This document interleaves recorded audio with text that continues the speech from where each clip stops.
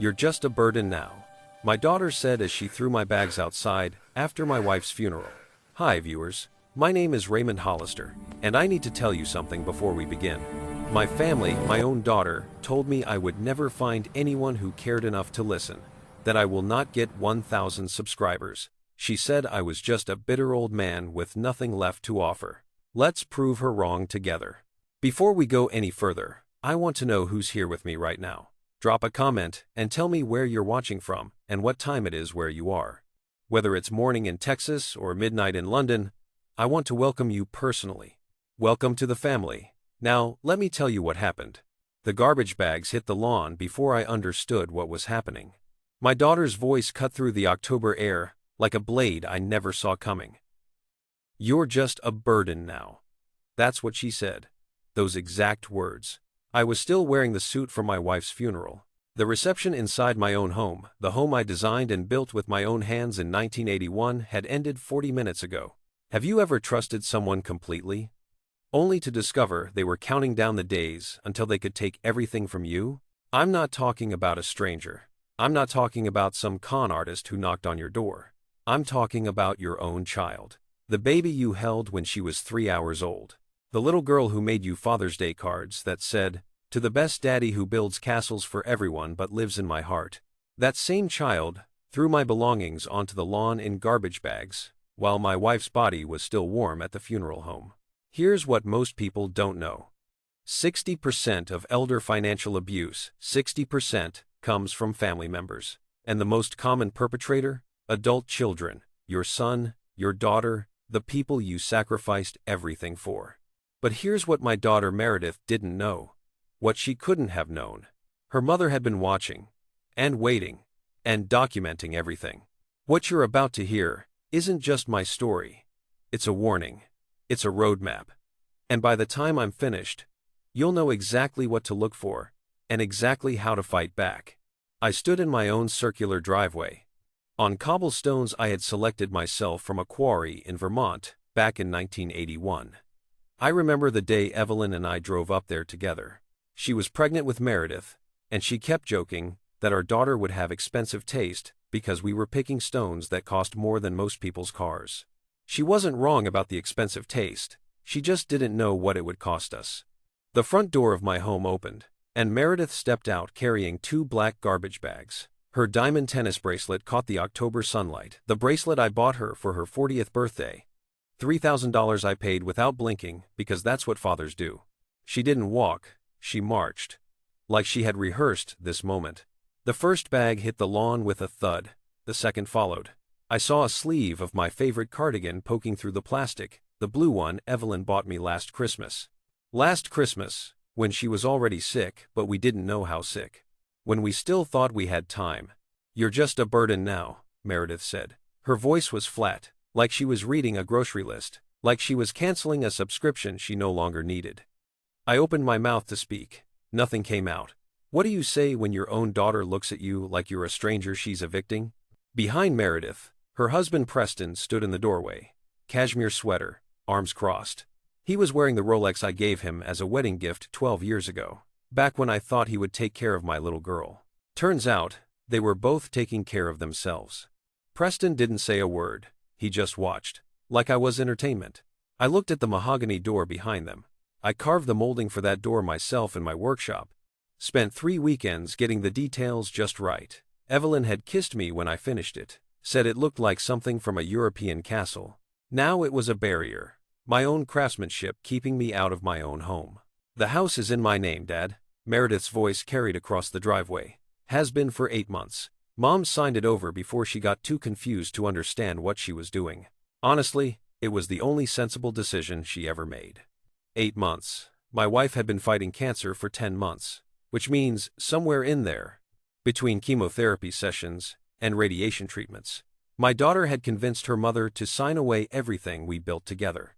I tried to remember, had there been papers? Had Evelyn mentioned anything?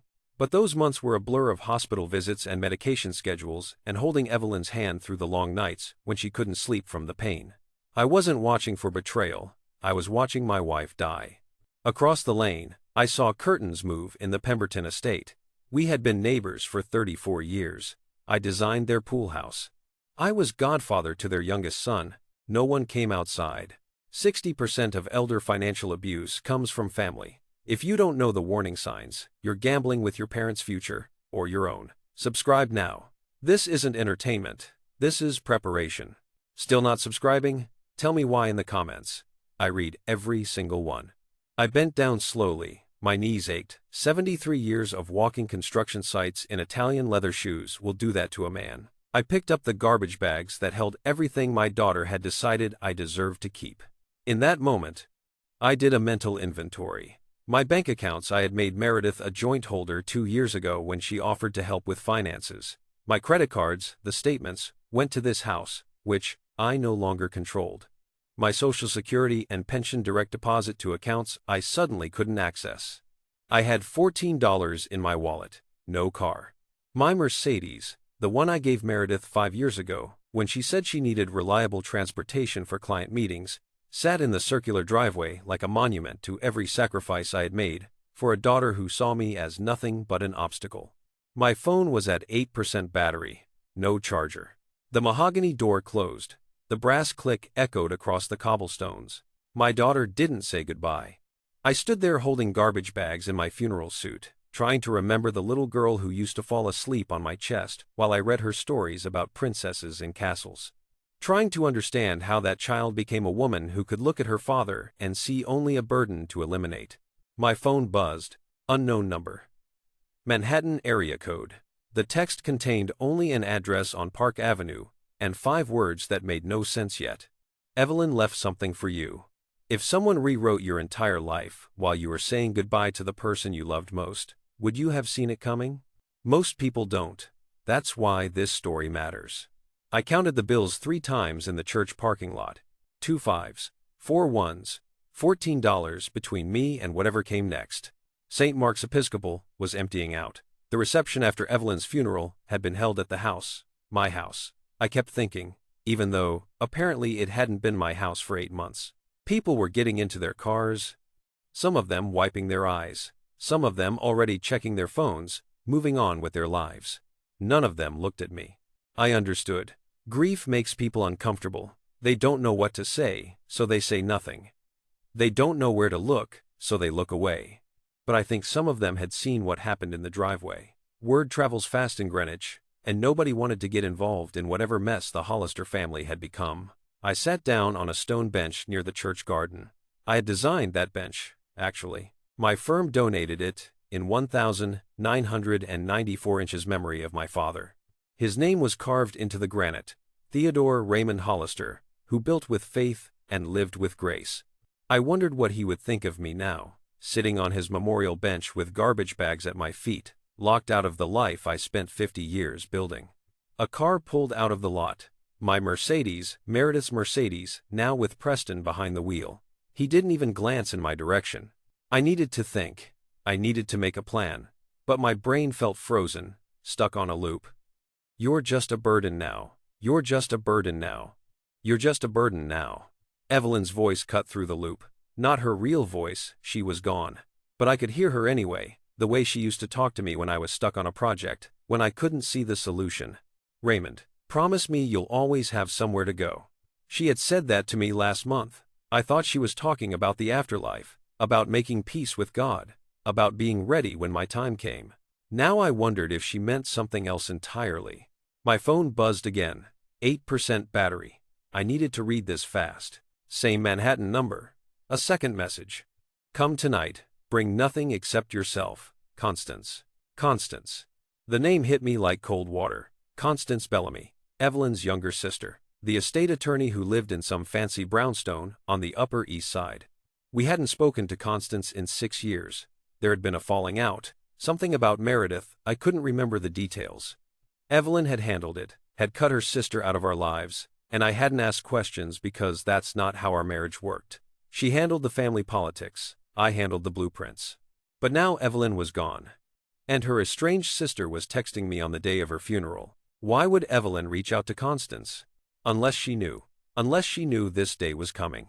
I looked at the church bells marking 5 o'clock. The hour my wife was buried. The hour my old life officially ended. The address was 814 Park Avenue, apartment 9C. I had $14, a dying phone, and nowhere else to go. I stood up from my father's bench, picked up my garbage bags, and started walking toward the train station. Have you ever received a message that made no sense until everything else fell apart? Hold on to that feeling. The doorman didn't ask my name. He looked at my garbage bags, my wrinkled funeral suit, the exhaustion carved into my face, and simply nodded. Mrs. Bellamy is expecting you, Mr. Hollister. She said you'd look exactly like this. I didn't know whether to laugh or cry. My wife had been dead for less than 12 hours, and somehow she was still one step ahead. The building was pre-war, the kind of place they don't make anymore. Marble floors that I recognized immediately as Italian Carrara. I had specified the same stone for a client's bathroom in 1987. Brass elevator fixtures that belonged in a museum. Crown molding that told you money had lived here for generations. I caught my reflection in the elevator mirror, rumpled, aged, holding garbage bags like a refugee, showing up at a border crossing, hoping someone on the other side would let me through. The elevator opened on the 9th floor, one door, 9C. I knocked. Constance Bellamy opened the door herself. 74 years old, silver hair pulled back in a perfect chignon, dressed in black slacks and a cream blouse that probably cost more than my monthly Social Security check. She looked like Evelyn. The same cheekbones, the same sharp eyes. It hurt to look at her. She didn't offer condolences. She didn't hug me or cry or ask how I was holding up. She said, "You need bourbon, come inside." Her apartment was filled with legal books and photographs. I spotted Evelyn in at least a dozen frames. Evelyn as a young woman, Evelyn at her wedding, Evelyn and Constance as little girls in matching dresses. On the mantel, the largest photograph showed both sisters at some kind of party, maybe 20 years ago. They were laughing, arms around each other, like nothing could ever come between them. "Sit," Constance said. She poured 2 glasses of bourbon from a crystal decanter and handed me one without asking if I wanted it. I sat, I drank. The bourbon burned smooth, expensive, the kind of thing I used to keep in my own study before Meredith decided that study belonged to her. "Your wife called me 3 weeks ago," Constance said. No small talk, no working up to it. Just the facts, delivered like a closing argument. She talked for 2 hours. I took 47 pages of notes. 3 weeks ago, Evelyn had been in hospice by then. Barely able to sit up. But she had found the strength to call the sister she hadn't spoken to in 6 years. Why? I managed. Because 15 years ago, I warned her about Meredith. Constance's voice was steady. I told her your daughter was dangerous, that she was manipulative, that she would eventually take everything if Evelyn didn't protect you. Evelyn didn't believe you. No, she chose to believe her daughter could change. Parents do that. It's understandable. It's also often a mistake. Constance sat across from me, bourbon in hand, and leaned forward. 3 weeks ago, Evelyn called to apologize. She said I had been right all along. She said Meredith had been pressuring her to sign documents, deeds, powers of attorney, account transfers. She said Meredith waited until the pain medication peaked, and then showed up with paperwork. My hands started shaking, not with rage, with grief. The understanding that my wife had spent her dying weeks building a case instead of resting. Instead of being at peace. Evelyn photographed every document Meredith made her sign, Constance continued. She stored the photos in email drafts, labeled Garden Club Minutes. She hid original documents in a safe she said you would know where. And she gave me very specific instructions. What instructions? Wait until Meredith shows Raymond who she really is. Then give him everything he needs to fight. Constance slid a photograph across the table. It showed Meredith standing over Evelyn's hospital bed. Evelyn's eyes were closed. She looked unconscious, her face slack, tubes running into her arm. Meredith was holding a document and a pen, guiding my wife's hand across paper. The date stamp in the corner read 11 days before Evelyn died. "That's the deed transfer," Constance said. "Your wife wasn't even conscious when Meredith made her sign. Elder abuse hides behind closed doors and family loyalty. If you're not paying attention, it happens to people you love. Subscribe, so you see the signs before it's too late. Write down this phrase, Garden Club Minutes. You'll understand why it matters before this story ends." I hadn't been in my own backyard in 8 months. Now I was breaking into it at 2 a.m. Looking for a safe, my wife hid behind chlorine tablets, praying my daughter was asleep. Constance had offered to come with me. I told her no. Some things a man has to do alone. She sent her driver instead, a quiet man named Felix, who parked 3 blocks away and handed me a flashlight without asking questions. I imagine, when you work for an estate attorney in Manhattan, you learn not to ask questions about the things people do in the middle of the night.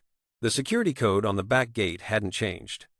1981, the year we built the house. Meredith's arrogance, I suppose. She never imagined I would come back. Why would a burden return? The garden stopped me cold. Evelyn and I planted it together over 3 decades. Roses, she picked from a nursery in Massachusetts. Hydrangeas, we rescued from a client's renovation project. A Japanese maple we bought on our 30th anniversary, because she said it reminded her of the trip to Kyoto we never took. Now it was overgrown, weeds choking the flower beds, leaves covering the walkways. The Japanese maple hadn't been pruned in at least a year. Evelyn would have hated this. The pool was covered for winter, black tarp sagging under accumulated debris. Nobody had cleaned it. Nobody had cared. I crossed the yard in darkness, staying close to the hedges, watching the windows of the main house. All dark. Good. The pool house door was unlocked. Meredith never used it. She called it Dad's little workshop, with a kind of dismissive tone that made clear she saw no value in anything I built with my hands. Inside smelled like chlorine and dust. I turned on the flashlight, keeping it low. Behind the industrial chlorine containers, just where Constance said it would be, I found a fireproof safe. Small, maybe 18 inches square. The kind you buy to protect important documents from house fires. The combination lock had 4 digits. I tried Evelyn's birthday, 04. Raymond's birthday, 17. Our wedding anniversary, 52. The 17th of April 2052. The lock clicked open. Inside, a manila envelope. Evelyn's handwriting on the front. For Raymond, when you're ready to fight. My hands weren't steady as I opened it. The first document was the original deed to our house, dated 1981. The deed Meredith claimed had been transferred to her, but this was the original, the one recorded with Fairfield County, with both our names on it.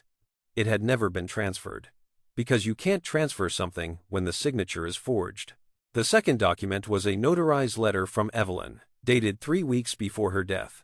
I recognized the handwriting, the precise cursive she learned at finishing school 60 years ago. I, Evelyn Constance Hollister, hereby declare that all signatures bearing my name on documents dated after January 2019 were obtained under duress. I was under the influence of pain medication and unable to comprehend what I was signing. My daughter Meredith Hollister Crane pressured me to sign these documents during chemotherapy treatments and hospice care, deliberately waiting until after morphine adjustments when my judgment was impaired. There was more. A photograph of a driver's license. Gwendolyn Marsh, the notary who supposedly witnessed the deed transfer. Meredith's college roommate from Wellesley. And a screenshot from Instagram. Gwendolyn Marsh posting photos from a wine trip in Napa Valley. Dated the same day she supposedly witnessed Evelyn's signature in Connecticut. She wasn't there. She was never there. The entire notarization was fraudulent. At the bottom of the envelope, a handwritten note. My darling Raymond, I'm sorry I couldn't protect you while I was alive. Let me protect you now. Everything you need is here. Constance will know what to do. Fight for our home. Fight for your name. But promise me don't let anger turn you into someone I wouldn't recognize. I love you. I always have. Evie. I sat down on the cold concrete floor of the pool house, holding that note in my shaking hands. My wife, my Evelyn, dying of cancer, watching our daughter steal everything we built. And instead of resting, instead of using her final weeks to be at peace, she built a legal case. She gathered evidence. She documented everything. She reached out to her estranged sister. She hid a safe full of proof in the one place Meredith would never think to look. She spent her last breaths fighting for me. I remembered the last real conversation we had, before the morphine fog took over. She had squeezed my hand and whispered, "Trust Constance when the time comes." I hadn't understood. I thought she was confused, mixing up names, confusing her sister with someone else. Now I understood. She wasn't confused at all. She was giving me instructions. I folded the note and slipped it into my breast pocket, right over my heart. Okay, Evie, I whispered in that dark pool house, surrounded by chlorine and memories. Let's finish what you started. I locked the safe, gathered the envelope, and turned toward the door. That's when I saw the light. Second floor of the main house. Meredith's bedroom window. Someone was awake. She spent her dying weeks building a case instead of saying goodbye. What does that tell you about a mother's love?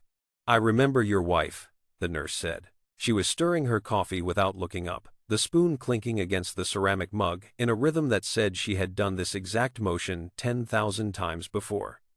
Night shift habits. 23 years of palliative care. She asked me to step outside 6 different times, Opal Richardson continued.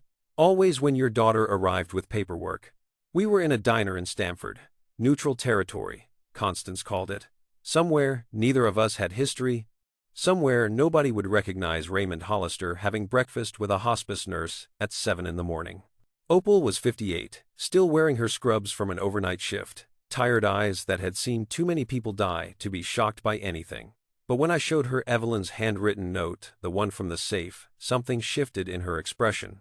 I knew it, she said quietly. I knew something was wrong. She set down her coffee spoon. Your daughter had a pattern, Mr. Hollister. She would check the medication chart first thing, then she would wait. 20 minutes after the morphine adjustment, like clockwork, that's when she would pull out the papers. 20 minutes? That's the window. When the medication has fully hit, but before the patient gets too drowsy. Your wife would be relaxed, compliant, not thinking clearly, and Meredith would be there with a pen and a smile. I felt sick, not surprised anymore. I was past surprise, but sick in a deeper way. The calculated nature of it. The planning. My daughter timing her visits to her dying mother's medication schedule so she could manipulate her more effectively. I raised concerns, Opal said. Twice. I told my supervisor that the family dynamic seemed off, that the daughter was pushing paperwork during vulnerable windows. You know what they told me? What? Family matters, not our place to interfere. Document and move on. Did you document? Opal reached into her bag and pulled out a pocket calendar. The edges were worn from handling, the cover faded. She flipped to October of the previous year. I kept notes, not official notes, those would have gotten me in trouble, but personal notes, dates, times, what I observed. She slid the calendar across the table. October 3rd, daughter arrived 2:47 p.m. Morphine administered 2:30 p.m. Daughter had legal documents. Patient signed 2 papers. Eyes glassy. October 11th. Daughter arrived 10:15 a.m. Morphine administered 9:55 a.m. Patient could not lift pen unassisted. Daughter guided her hand. October 19th. Daughter arrived during evening medication window. Patient barely conscious. Daughter holding what appeared to be deed documents. Stayed 22 minutes. Entry after entry. A pattern documented by someone who was trained to watch for signs of distress and couldn't look away even when her job told her to. There's one more thing, Opal said. The day before your wife passed. She flipped to the final entry. October 26th. Daughter arrived 8:40 a.m. with final document. Patient unable to speak clearly. Daughter guided her hand for signature. But afterward, and I will never forget this, your wife grabbed my wrist. She grabbed your wrist? Tight. Stronger than she should have been, given how weak she was.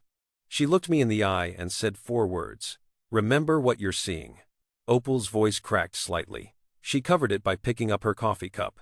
I thought it was the drugs talking. Patients say strange things at the end. But she said it clear. She wanted me to remember. She wanted a witness. I stared at the pocket calendar, at Opal's careful handwriting, at the documentation of my daughter's systematic manipulation of my dying wife. I can match these entries to the official medication logs, Opal said. Cross-reference the timing. Show that every signature your daughter obtained happened during peak morphine hours. It's not proof that will hold up in criminal court. Maybe. But it's a pattern. And patterns matter. Will you provide a sworn statement? Opal was quiet for a long moment. I understood her hesitation. This could cost her job. Her career. Her reputation in an industry where discretion is everything. I couldn't save your wife, Mr. Hollister, she finally said. But I can help you save what she left behind. Yes, I'll sign whatever you need. The warning signs were there. Someone documented them. Will you know what to look for when it matters? Subscribe. This knowledge protects families. If you're choosing not to subscribe, drop your reason below. I want to understand. Opal flipped to one last entry, the very final note.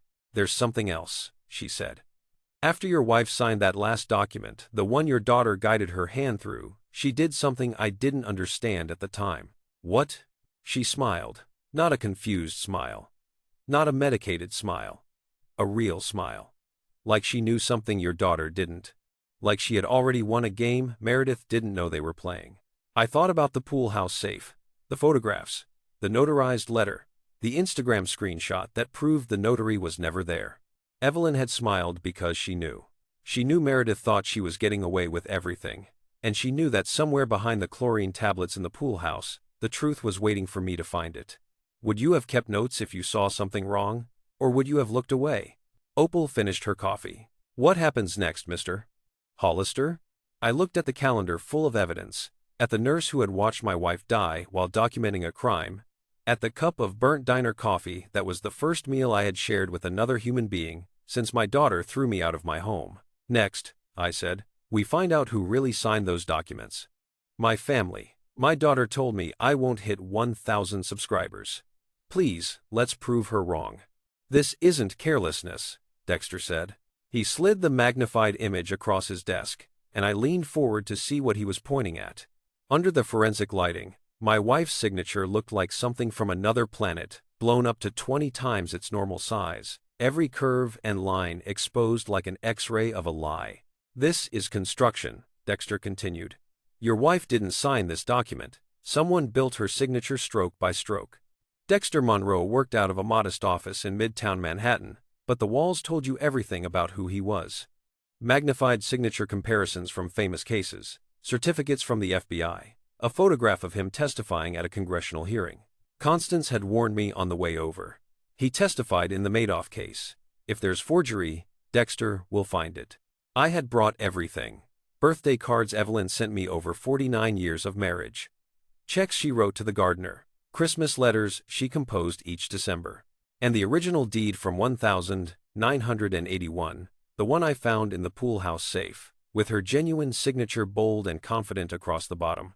Dexter had spent 3 hours comparing these samples to the deed transfer Meredith claimed Evelyn signed 8 months ago.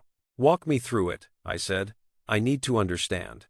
Dexter pulled up another magnified image on his computer screen. 2 signatures, side by side. This is your wife's authentic signature from 1981. He pointed to the left image. Notice the pressure. She pressed hard. You can see where the ink pools at the beginning of each letter, then thins as she moves through the stroke. That's consistent across every sample you gave me. 49 years of writing her name the same way. He moved his finger to the right image. This is the signature on the deed transfer. The pressure is completely different. It floats. There's no weight behind it. Either your wife suddenly changed how she held a pen after 70 years of life, or someone else made these marks. Could she have been weak? She was dying. I considered that. Dexter nodded, appreciating the question. Weakness would create tremors, inconsistency, wandering lines. But look at the letter spacing here. He zoomed in further. Human signatures vary. Even when we're healthy, no 2 signatures are exactly alike. There's always a slight difference in how far apart we place our letters, how we connect them. It's like a fingerprint, unique every time. He tapped the screen. This signature has mathematically precise spacing. The gap between the E and the V is identical to the gap between the L and the Y, down to the millimeter. That doesn't happen with natural writing. That happens when someone is tracing. The coffee Dexter had offered me 3 hours ago sat untouched, completely cold. I had forgotten it existed. There's more, he said. I ran an ink analysis. Ink analysis? Every pen has a slightly different chemical composition. Manufacturers change their formulas over time. The ink on this document claims to be from January 2019, but the chemical signature matches a formulation that wasn't manufactured until March 2019. I stared at him. The document was backdated. Whoever created this signature did it at least 2 months after they claimed. Dexter set down his magnifying glass and looked at me directly. Mr. Hollister, I've been doing this for 31 years. I've seen sloppy forgeries and sophisticated ones. This falls somewhere in the middle. Whoever did this was smart enough to use your wife's actual signature as a template, but they weren't smart enough to replicate the micro-tremors of natural writing, or to check when their pen was manufactured. What's your professional opinion? This signature was produced by guided hand assistance at best, meaning someone physically moved your wife's hand while she was incapacitated. At worst, it's outright forgery. Someone traced her signature without her present at all. Either way, it's not a valid legal instrument. It shouldn't hold up in any court. Constance had been right. She was always right. Dexter began preparing his formal report. $15,000 for the analysis and expert testimony, money I didn't have. But when I reached for my wallet, Constance stopped me. Evelyn took care of it, she said. She set aside funds specifically for this. She told me you would need expert witnesses. The weight of that statement hit me like a wave. My wife had been dying. She had been in pain every single day. And instead of resting, instead of being at peace, she had liquidated jewelry, diverted small amounts from household accounts, built a war chest to fund this fight, all without Meredith noticing. She had known. She had planned. She had prepared for a battle she would never live to see. Dexter set down his magnifying glass one more time. There's one more thing, he said. The notary stamp on this document? It's authentic. Real stamp, real ink, registered with the state of Connecticut. So how? But the license number belongs to someone who was 3,000 miles away when this was supposedly witnessed. Dexter pulled up his computer again. Gwendolyn Marsh, licensed notary. And according to her public social media, she was at a wine conference in Napa Valley the day she allegedly watched your wife sign this deed. He looked at me over the top of his reading glasses. Want me to find out who really stamped this document? Because someone had access to her seal. And I'm betting your daughter knows exactly who. Ink doesn't lie. Paper remembers. Write that down. I opened my wife's email, expecting spam and old recipes. I found 73 draft messages she never sent. Each one dated. Each one documenting exactly how our daughter stole our life. Constance had given me Evelyn's email password that morning. She made me memorize it, Constance said. She told me you would forget yours within a week of her passing. She knew you better than you know yourself. The password was our wedding date, followed by the street number of the first apartment we shared in Manhattan, followed by the year Meredith was born. Evelyn was right. I never would have guessed it. The drafts folder was labeled Garden Club Minutes. My wife hadn't attended a garden club meeting in 15 years. I sat alone in Constance's guest bedroom, door closed, laptop balanced on my knees. Outside, Manhattan traffic hummed its endless song. Inside, the room was silent except for my own breathing. I hesitated before clicking. These were Evelyn's final words. Not the medicated mumbling at the end, not the confused whispers when the morphine took hold. These were the words she chose to leave behind when she knew she was running out of time. I clicked. The first draft was dated March 14th. Meredith presented paperwork today. Called it estate simplification. She explained it would make things easier when I was gone. Fewer documents for Raymond to manage, fewer steps in probate. I pretended not to understand the implications. I nodded and smiled and signed where she pointed. Then, after she left, I photographed everything. Every page, every signature line. I don't know what she's planning yet, but I know it isn't good. The second draft was dated April 2nd. She waited until my pain medication peaked. 20 minutes after the nurse adjusted my morphine drip, Meredith appeared with more papers. I signed because fighting would have alerted her, but I kept my hand deliberately shaky. I asked her to repeat instructions I had already understood. I wanted evidence that I was impaired when these signatures were obtained. If anyone ever looks closely, they'll see a woman who wasn't in her right mind. I read until the screen blurred. Then, I read again. May 19th. Found Preston researching care facilities in Nevada today. He left his laptop open in the guest room. Didn't realize I could still walk to the bathroom on my own. The search history showed memory care units in Las Vegas. Far from Connecticut.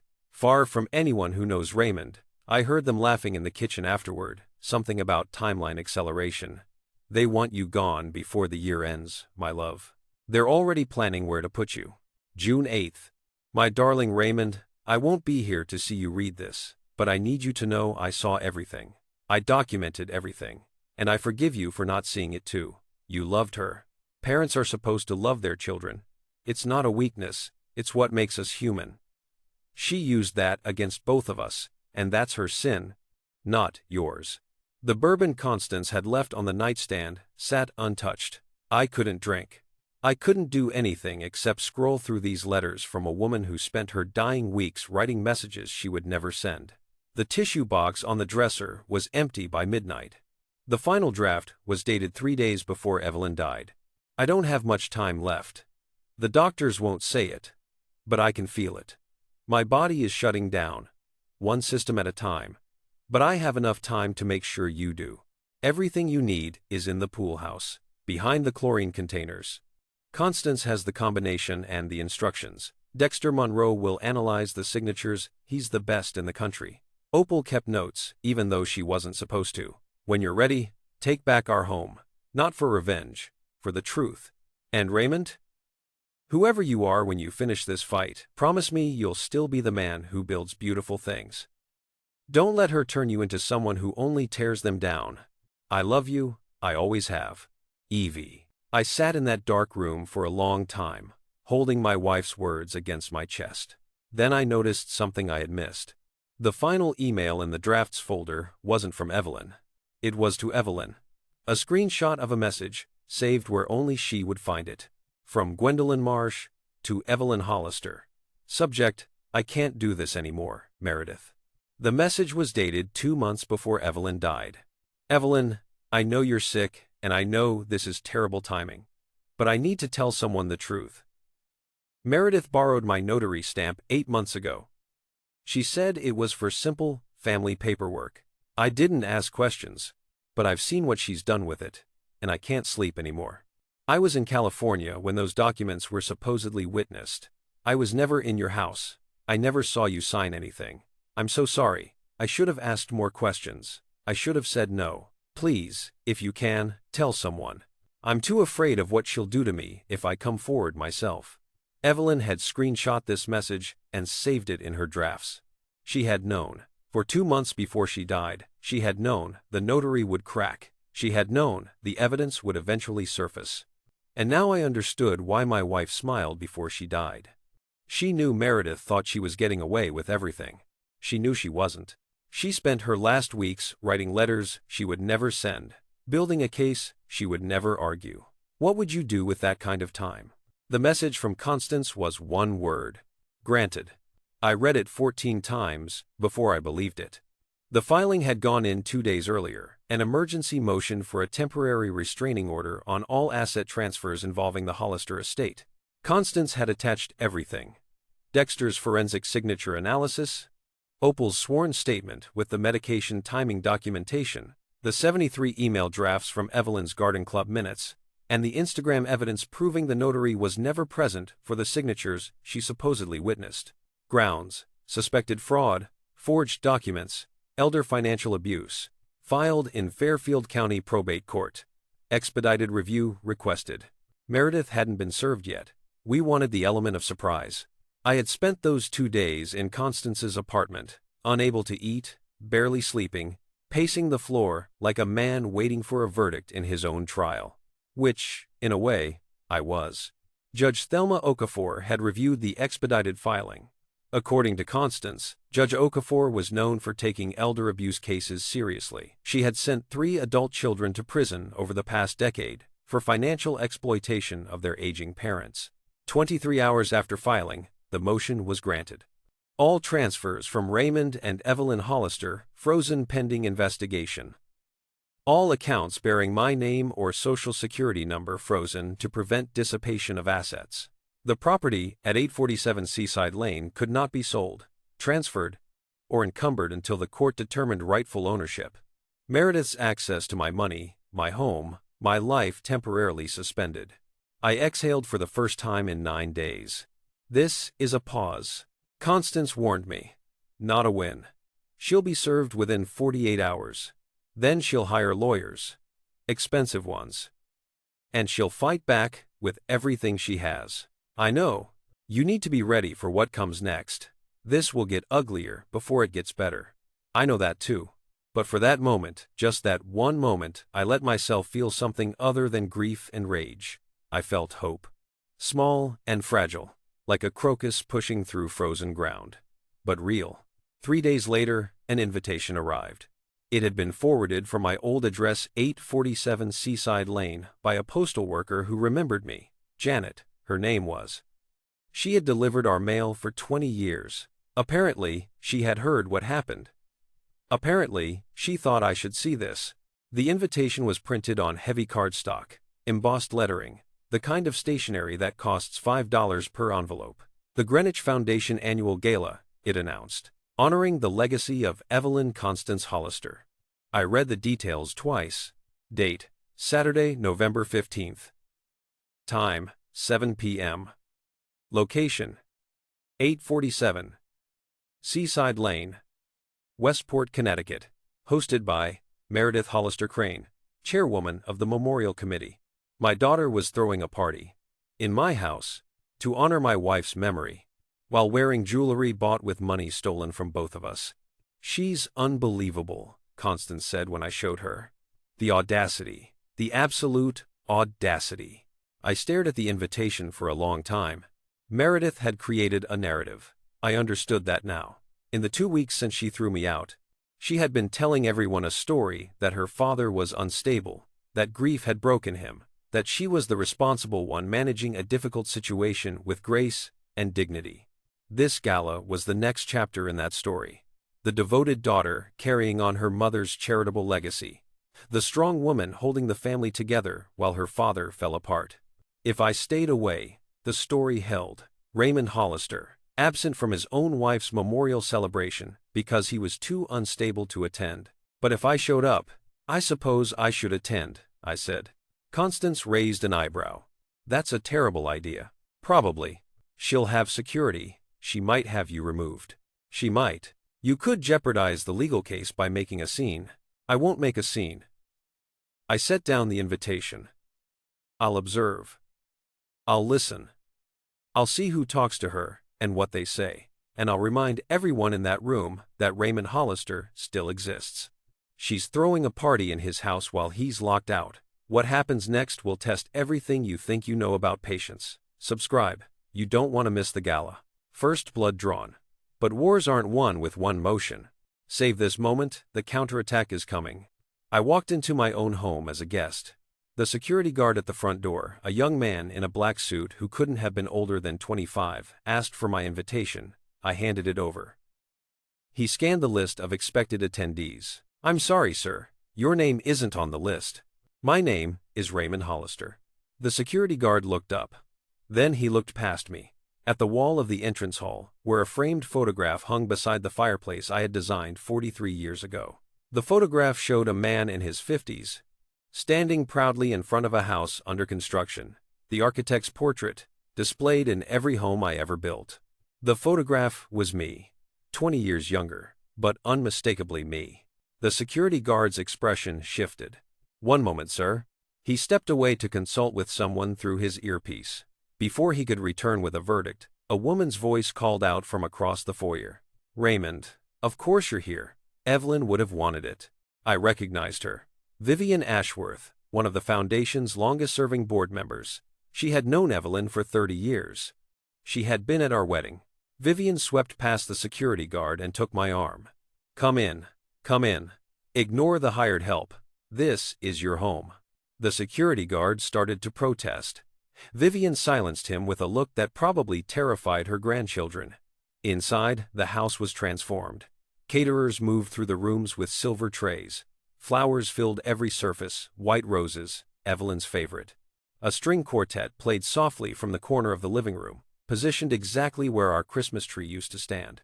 And there, across the room, was Meredith.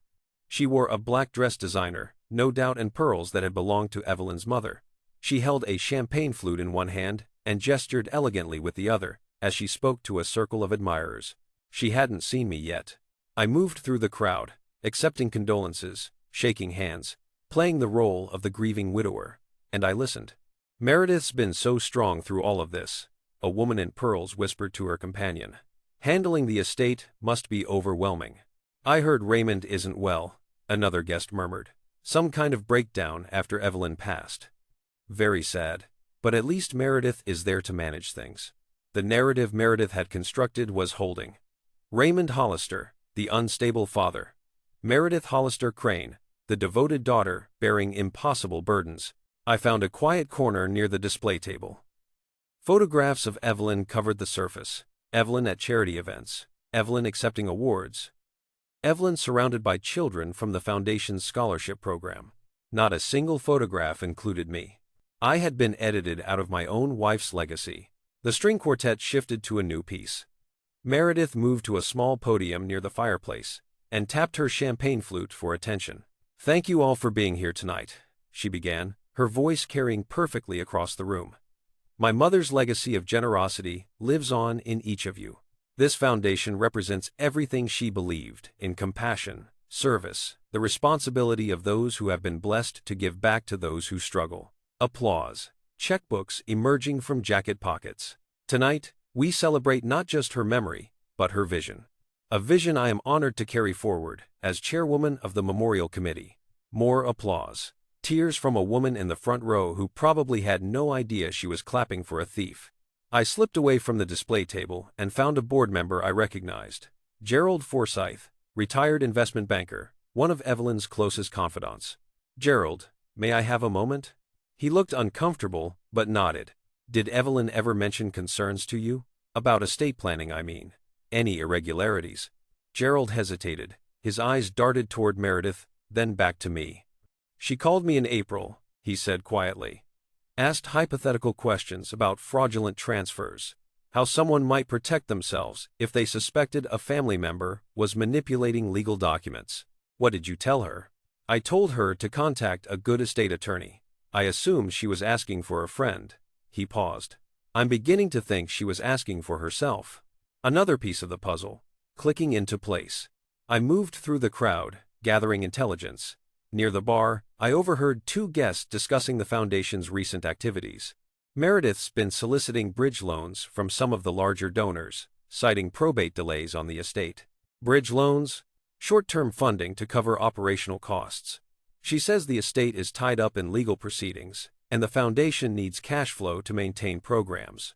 My daughter was borrowing money against my wife's charitable legacy. Money she would never repay if she managed to liquidate everything first. In the corner of the dining room, I spotted Preston. He was on his phone, voice low but audible if you stood close enough. "The freeze is temporary," he said. "Our attorney says 6 weeks maximum before we can get it lifted. Then we liquidate the Westport property and move everything offshore." Offshore. They were planning to hide the money where no court could reach it. I photographed nothing. I noted everything. And I left before Meredith noticed I had been there at all. I slipped out through the garden door, the same door I had used as an entrance point when I retrieved the pool house safe, and paused in the darkness to catch my breath. That's when I saw her. A young woman, maybe late 40s, standing near the catering tent. She was watching the house with an expression I recognized. The expression of someone keeping secrets they desperately want to tell. She caught me looking. She nodded once, deliberately. Then she glanced toward the gala, toward Meredith's silhouette visible through the window. And she did something unexpected. She mouthed 2 words, "Contact me." Then she disappeared into the catering tent. She built a shrine to her mother using money stolen from her father. "Write down bridge loans that detail returns." "I was in Napa that day," Gwendolyn whispered. She was sitting across from me in a coffee shop in Stamford, her hands wrapped around a paper cup like it was the only thing keeping her grounded. The same woman from the catering tent. The same woman who had mouthed, "Contact me," in the darkness outside my home. Gwendolyn Marsh, 47 years old, licensed notary public in the state of Connecticut. Meredith's college roommate from Wellesley. The woman whose stamp appeared on every forged document my daughter had used to steal my life. "I never saw your wife sign anything," she continued, her voice barely above a whisper. "Meredith used my stamp without permission. I have proof." She reached out through Constance's firm 2 days after the gala, said she had information about the Hollister estate, said she couldn't carry the weight anymore. Now she sat across from me, looking like a woman who hadn't slept properly in 8 months. Start from the beginning, I said. Gwendolyn took a breath. Meredith and I were close in college, roommates for 3 years. We stayed in touch afterward, lunch every few months, the occasional text, normal friendship stuff. She paused. Last January, she called me. Said she needed a favor. Her parents were doing some estate planning, and she needed a notary for simple family paperwork. Could she borrow my stamp for a few days? You gave her your notary stamp? I trusted her. We had been friends for 25 years. I didn't think. She stopped, swallowed. I didn't ask questions. That was my mistake. What happened next? 2 weeks later, I saw a story in the Greenwich News about Evelyn's illness. I called Meredith to offer condolences. She seemed distracted, said things were complicated, thanked me for my help with the documents. Gwendolyn's hands tightened around the cup. That's when I realized she had never returned my stamp. When did you understand what she had done? Not until May. I was going through my records, and I found notarization dates I didn't recognize, documents I had never witnessed, your wife's signature on paperwork I had never seen. She looked up at me, eyes wet. I was in Napa that entire week. Wine industry conference. I have the Instagram posts, the flight records, the hotel receipts. I was 3,000 miles away when those documents were supposedly witnessed. I pulled out my phone and showed her the screenshot Evelyn had saved Gwendolyn's Instagram posts from Napa Valley, timestamped on the same day the deed transfer was notarized. Your wife found these, Gwendolyn said, staring at the screen. She knew. She knew I wasn't there. She knew a lot of things. She emailed me, Gwendolyn continued, 2 months before she died, said she understood I had been used, said she wasn't angry at me, said she just needed me to remember the truth when the time came. Evelyn, building alliances from her hospice bed, reaching out to the notary who could destroy Meredith's entire scheme with a single sworn statement. When I confronted Meredith, she threatened me, Gwendolyn said. She said, "Who do you think they'll believe? You handed me the stamp. You're complicit." She said she would tell everyone I was part of it, that I knowingly participated in fraud, that I would lose my license, my reputation, everything. So you stayed quiet. I was scared. I know that's not an excuse. I know it doesn't make it right. Tears slid down her cheeks. I've been sick over this for months. I can't sleep. I can't look at myself in the mirror. And when I saw you at the gala standing in your own home like a stranger, while Meredith played the grieving daughter, I couldn't do it anymore. She reached into her bag and pulled out a folder. Text messages between me and Meredith, requesting the stamp. Her threats when I confronted her. My journal entries documenting everything. She slid the folder across the table. I'll provide a sworn statement to whoever needs it. The notary board, the court, anyone. I looked at the woman sitting across from me. She had made a terrible choice, trusting someone who didn't deserve trust, but she was trying to make it right. I thought of Evelyn's letter. Promise me you'll still be the man who builds beautiful things. I don't want you in prison, I said. I don't want anyone in prison. I just want my home back and my name cleared. I want the truth, on record. Relief flooded Gwendolyn's face. I can do that. I can give you that. She reached into her bag again and pulled out one more document. There's something else. Meredith sent this last week. It was a wire transfer receipt. $50,000, deposited into Gwendolyn's personal account. The memo line read, "Consulting fees." I didn't cash it, Gwendolyn said. I didn't touch it. It's still sitting in my account. The timestamp on the transfer was 4 days after the freeze order went into effect. Meredith had panicked. She had tried to buy Gwendolyn's silence with money she didn't have the right to spend from accounts that were supposed to be frozen, which meant she had hidden funds somewhere, an account the court didn't know about. Money she was using to cover her tracks. People who panic make mistakes. And Meredith had just made a big one. She tried to buy silence after the walls started closing. Remember, panicked moves create evidence. This is where cases break open. My family, my daughter told me I won't hit 1,000 subscribers. Please, let's prove her wrong. Meredith's attorney letter arrived by courier. 14 pages of threats.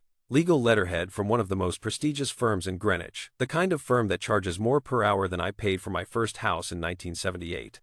The kind of firm that only takes clients who can afford to bury their opponents in paperwork. I sat in Constance's living room and read every word. The allegations were creative, I'll give them that. Raymond Hollister, they claimed, was mentally unfit, suffering from grief-induced delusions, harassing his grieving daughter during an already difficult time, making baseless accusations against family members who were only trying to help manage his affairs.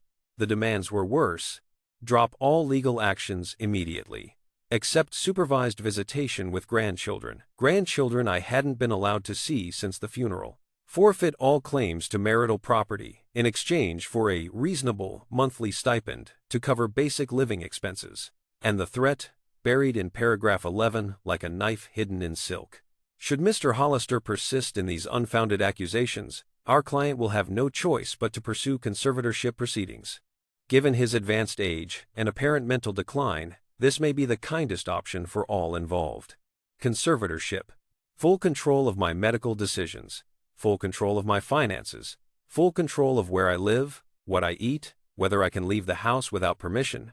They wanted to do to me what they did to Evelyn: declare me incompetent, take everything legally, make it look like they were helping.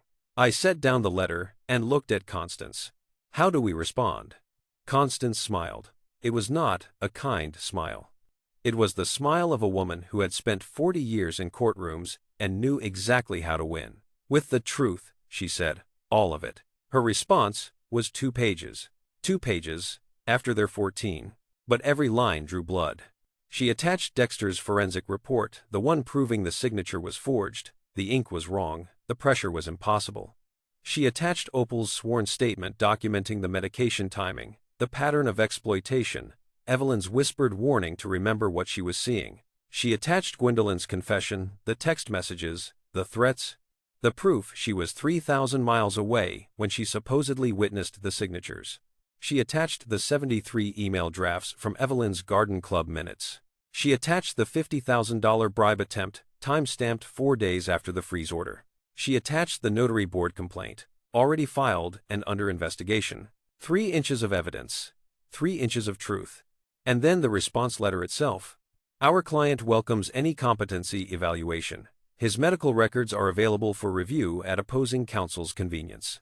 We are confident that any qualified professional will find Mr. Hollister to be of sound mind and excellent judgment. We have attached preliminary evidence of fraud, forgery, and elder financial abuse committed against both Evelyn and Raymond Hollister. We are prepared to pursue civil recovery and to support any criminal investigation the appropriate authorities choose to undertake. We note that your client has recently attempted to bribe a witness with funds that should have been frozen by court order. We encourage your client to disclose the location of any hidden accounts before this matter escalates further. And the final line, the one Constance wrote with particular satisfaction: silence is not surrender. We recommend your client consider her position carefully. The courier van pulled up to 847 Seaside Lane at 3:47 inches the afternoon. I watched from a parked car 3 blocks away. Constance had insisted I stay at a distance. No direct confrontation. No chance for Meredith to claim harassment. But she couldn't stop me from watching. Through binoculars, I saw my daughter step onto the porch. She was wearing a cream-colored sweater, cashmere, probably, bought with money that should have been mine. She signed for the envelope with the casual confidence of someone who had never been challenged in her life. Then she opened it. I watched her face change as she read, the confidence melting into confusion, the confusion hardening into something like fear. Preston appeared behind her. He read over her shoulder. His face went white, genuinely white, the color of paper. He pulled out his phone and started dialing frantically. Meredith started shouting. I couldn't hear the words, but I could see her mouth moving, her hands gesturing wildly. I lowered the binoculars. I didn't smile. I thought of Evelyn's note. Don't let her turn you into someone who only tears things down.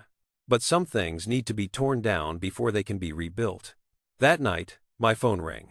Unknown number. Not Meredith's attorney. Not Preston. The voice was familiar. Gerald Forsyth, the board member from the gala, the one who had told me about Evelyn's hypothetical questions. Raymond. There's an emergency board meeting tomorrow. What happened? Someone leaked your evidence to the foundation trustees. 3 of them received packets this morning. Meredith doesn't know yet. He paused. They're voting on whether to remove her as chairwoman, and whether to refer the matter to the state attorney general. She sent 14 pages of threats. He sent 14 pieces of proof. Sometimes the best defense is overwhelming evidence. Remember that. Tomorrow, everything changes. If you leave now, you miss the moment it all falls apart. Subscribe. The reckoning is next. Still on the fence? Tell me why below. Every comment makes this story reach someone who needs it. Meredith stood at the lectern, mid-sentence, about protecting mother's vision, when the first envelope passed from hand to hand. She didn't notice at first. She was too focused on her presentation expansion plans for the Memorial Scholarship Program, naming opportunities for major donors, a new wing at the community center that would bear Evelyn's name. She didn't notice the second envelope either, or the third. But when the 4th trustee stopped making eye contact, when Vivian Ashworth set down her pen and folded her hands in a way that meant business was about to get uncomfortable, Meredith finally paused. Is something wrong? I wasn't in the room. Constance had advised against it. Too confrontational, too easy for Meredith to spin as harassment. But Gerald Forsyth had promised to observe and report, and one of the other trustees was texting updates to Constance in real time.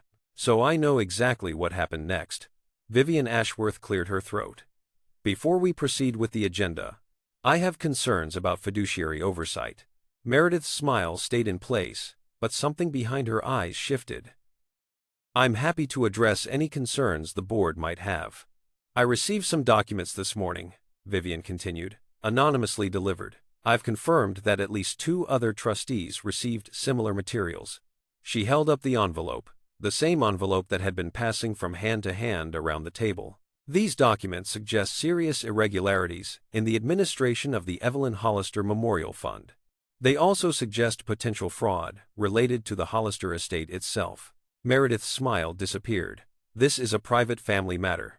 I don't know who sent those documents, but they have no bearing on foundation business.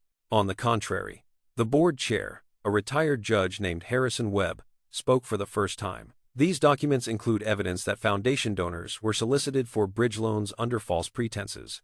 That's not a private matter. That's fiduciary misconduct. The room went silent. I could picture it perfectly. 12 trustees around a mahogany table, the kind of table I might have designed myself 40 years ago. Meredith at the head, wearing Evelyn's pearls, watching her carefully constructed narrative crumble.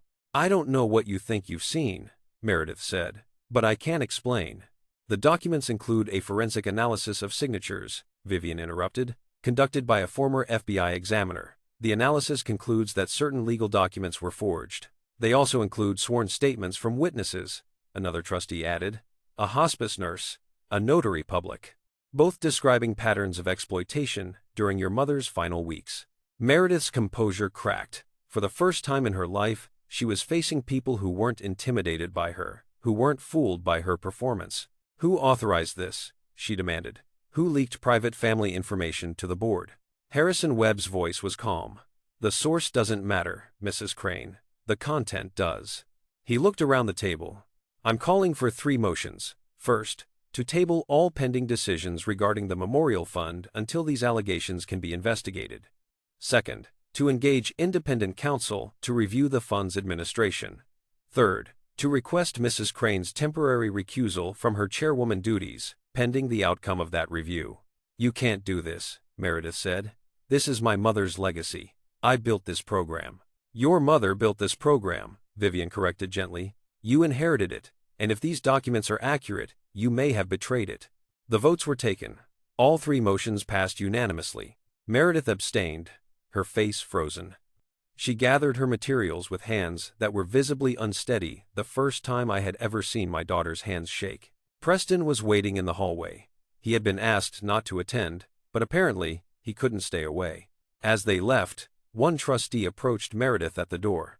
Mrs. Crane, your father designed my summer home in 1994. Evelyn helped select the gardens. Whatever is happening in your family, we will determine the truth, quietly, but completely.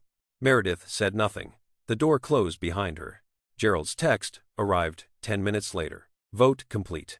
Independent review authorized. Criminal referral pending outcome. She's not finished yet, but she's wounded.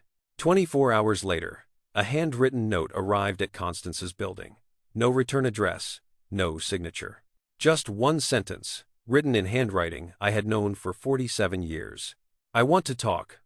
Alone. The pool house. Tomorrow, at dawn.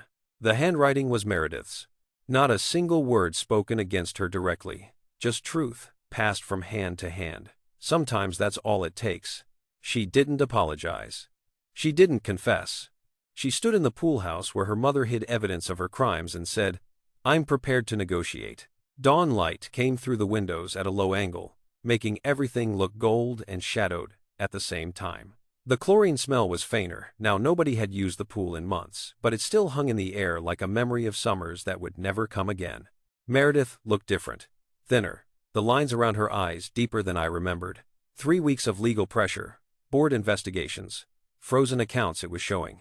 Preston wasn't with her. I noticed that immediately. Their interests had diverged, apparently. Rats and sinking ships. "Where's your husband?" I asked. "That's not your concern." Fair enough. She stood near the door, like she wanted to be able to leave quickly if this went wrong. I stood near the safe, the empty safe, where Evelyn had hidden everything she needed me to find. "You said you want to negotiate," I said. "I'm listening. I'll return the deed. Full restoration of property ownership to your name." She spoke quickly, like she had rehearsed this. "I'll restore your access to all accounts. Social Security, pension, everything. I'll withdraw from the foundation permanent resignation, no future involvement. And in exchange? You drop all legal actions. You decline to support any criminal referral, and we never speak of this again." I let the silence stretch. 20 years of architecture taught me that some spaces need to breathe before you fill them. "Why would I agree to that?" I finally asked. "Because I'm your daughter," her voice cracked, just slightly. "And whatever you think of me, I'm the only one you have left." She wasn't wrong. Evelyn was gone. I had no siblings, no other children. If I walked away from Meredith, I walked away from family entirely. But family means something, or it should. "Here are my terms," I said. "I'm listening. Full restoration of property and accounts within 14 days. Non-negotiable." She nodded. "A notarized confession of document irregularities. Sealed. Not public, but permanent. Stored with my attorney for the estate records." Her jaw tightened, but she nodded again. "Resignation from the memorial fund with no future involvement. Ever." Another nod. "Repayment of all bridge loans you solicited from foundation donors. Every penny, with interest." "Fine. And one more thing." She waited. "You will write a letter to Opal Richardson. To Gwendolyn Marsh. To every person you threatened or manipulated during this process. Acknowledging what you did, thanking them for their courage in coming forward." Meredith's face hardened. "That's humiliating. Your mother's last weeks were humiliating." I kept my voice steady. "She documented her own daughter's betrayal while dying of cancer. She photographed evidence when she should have been resting. She reached out to people she hadn't spoken to in years because she knew I would need allies." I paused. "This is restoration, not humiliation. There's a difference." Long silence. October whined through the pool house door. Meredith nodded. "Once. I'll have my attorney draft the terms." She turned toward the door, paused, didn't look back. "I did love her," she said, "in my own way." "I know," I said. "That's why this is so hard." She left without another word. I stood alone in the pool house, in the space where Evelyn had hidden everything she needed me to find. I opened the safe one more time. Empty now. Evidence delivered, battle won. But something caught my eye. A photograph, wedged in the corner of the safe. I had missed it before. Meredith, at age 8. Asleep on my chest while I read her a story about castles and princesses. Her hair in pigtails. Her face peaceful. On the back, in Evelyn's handwriting, "She was so lovely once. Remember that when you can't forgive." 2 weeks later, the deed arrived by courier. My name restored, my accounts unfrozen, my home returned. But as I stood on the cobblestones where my garbage bags had landed, I realized something felt incomplete. I had won. So why didn't I feel victorious? Restoration isn't revenge. Remember that difference. It matters. I didn't change the locks. I didn't burn her photographs. I sat at Evelyn's desk and did what she asked. I remembered the man who builds beautiful things. The first night back in the house was the strangest night of my life. Everything was exactly the same. The furniture Evelyn and I picked out together, the photographs on the walls, her reading glasses still sitting on the nightstand where she left them the last time she was able to read. But everything was different too. The silence was heavier. The absence was everywhere. And the knowledge of what had happened in these rooms, the papers signed, the lies told, the betrayal planned, hung in the air like something I could almost touch. I walked room by room. The kitchen where Evelyn made Sunday pancakes for 49 years. The study where I drafted blueprints until my eyes couldn't take the detail work anymore. The bedroom where she died, where I held her hand as she slipped away, not knowing that our daughter was already planning to throw me out. I didn't cry. I opened windows instead. The house needed to breathe, so did I. The next morning, I gathered everything. Evelyn's email drafts, all 73 of them, printed and organized by date. The photographs from the pool house safe. Dexter's forensic report. Opal's sworn statement. Gwendolyn's confession. The bribe attempt documentation. The notary board complaint and its outcome. Every piece of evidence my wife had gathered. Every piece of evidence that had saved my life. I could have destroyed it all. The terms were met. The legal battle was over. Meredith had signed everything Constance put in front of her. There was no need to keep these documents anymore. But I didn't destroy them. Instead, I created an archive. Acid-free boxes. Archival folders.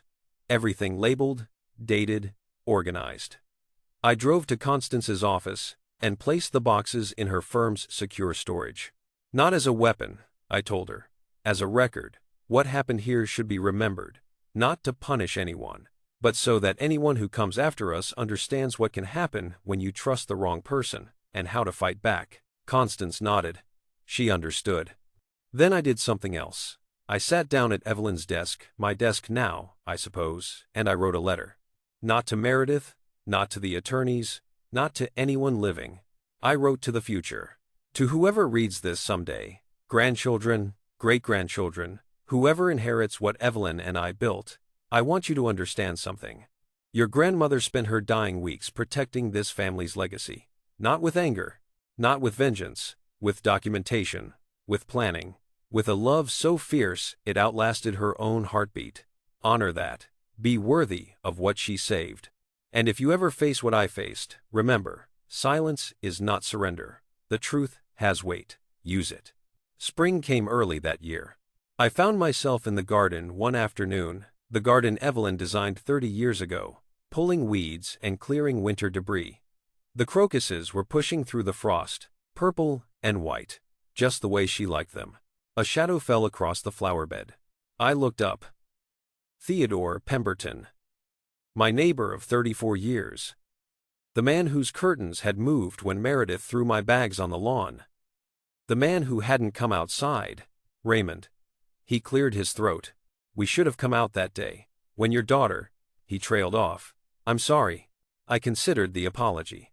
34 years of friendship. 34 years of borrowing tools and sharing drinks and watching each other's children grow up. He hadn't come outside when I needed him. But he was here now. You're here now, I said. Help me with these hedges. He took off his jacket, rolled up his sleeves. We worked in silence until sunset. This is how you rebuild. Not with grand gestures, not with dramatic confrontations. One small moment at a time. A week later, the phone rang. Mr. Hollister, this is Vivian Ashworth, from the Greenwich Foundation. I remember you, Vivian. The trustees have voted, unanimously. She paused.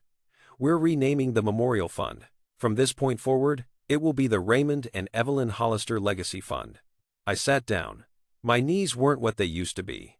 We would like you to speak at the dedication, Vivian continued.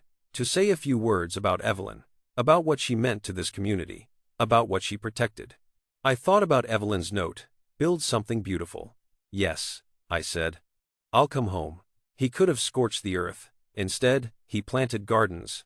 What would you have done? I walked through my own front door without knocking for the first time in 43 years of ownership. The same door, the same threshold, an entirely different man.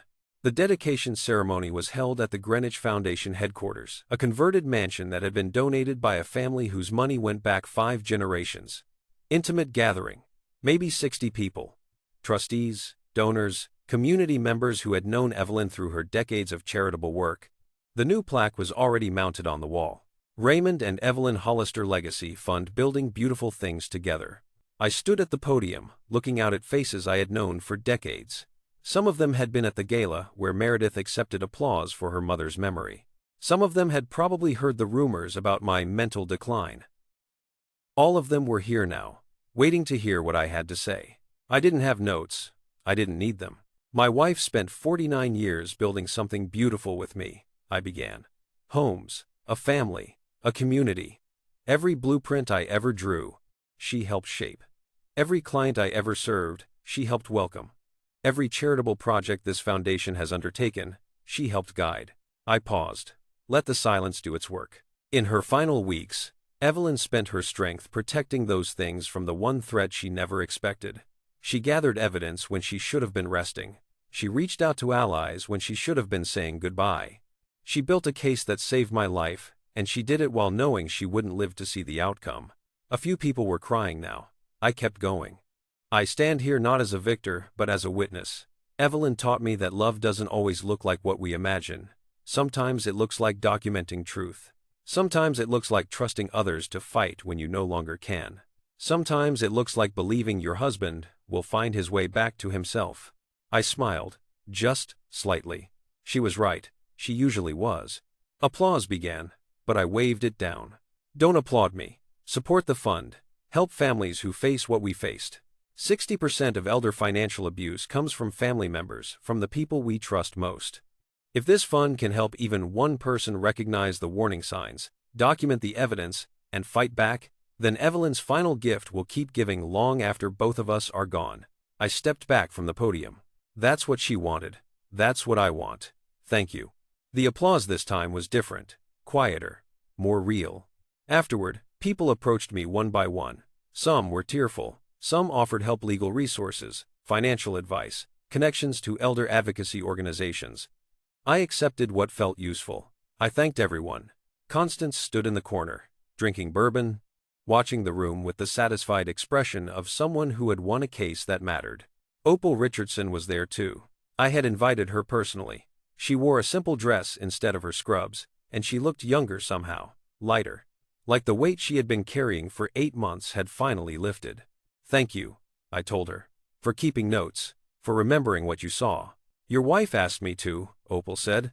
I'm just glad I listened. Flowers had arrived from Dexter Monroe and Gwendolyn Marsh. Neither could attend, but their cards said enough. Truth matters. Thank you for letting me make this right. One person was notably absent. Meredith. True to the terms, she had withdrawn from foundation involvement. She had signed everything. She had written her letters. She had done what was required. I didn't know if I would ever see my daughter again. I didn't know if I wanted to. But I knew what Evelyn would want. She would want me to leave that door open. Not today, not tomorrow, but someday. I drove home as the sun was setting. Walked through the front door, my name on the deed, my life restored. The house was quiet. The same quiet it had been since Evelyn died. But it felt different now. Less like absence, more like peace. I walked through the rooms one more time. Kitchen, study, bedroom. Evelyn's reading glasses were still on the nightstand. I hadn't moved them. I wasn't ready yet. Maybe I never would be. I opened the window. Cool spring air came through, carrying the smell of crocuses and fresh soil, and something else, something that smelled like possibility.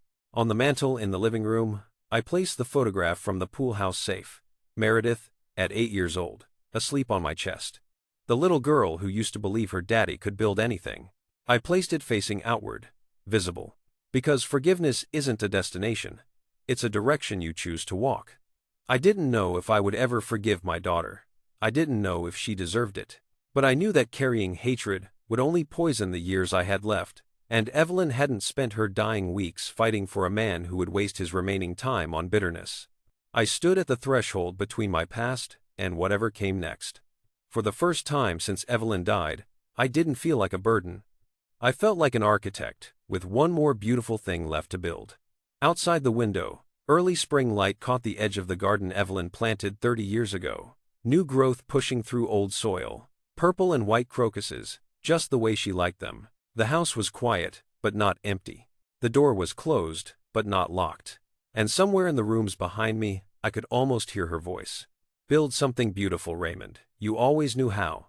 If this story reached you, if you recognize something in my journey, in Evelyn's protection, in the quiet courage of people who document the truth, then I need you to do something. Not for me. For the person in your life who might be facing this right now and doesn't have the words yet. Share this video. One share might reach someone before the papers are signed, before the accounts are drained, before the garbage bags hit the lawn. And if you haven't subscribed yet, if you've watched this far and you're still here, then you understand why these stories matter. Subscribe, because the next story might be about someone you love, and you'll want to see it coming. Tell me in the comments, what moment in this journey will stay with you? The garbage bags on the lawn? Evelyn's garden club minutes? The photograph of the little girl who became a stranger? Drop the line you'll carry with you.